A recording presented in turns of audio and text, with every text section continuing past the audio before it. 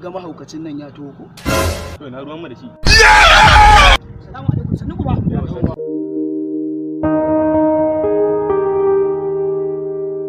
An yi rashi a unguwan. An yi rashi kai.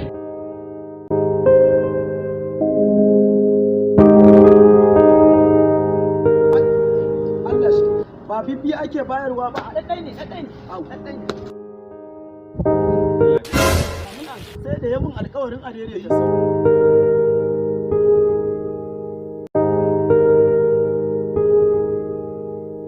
Rasuwa alhaji ta yi yabanya. What?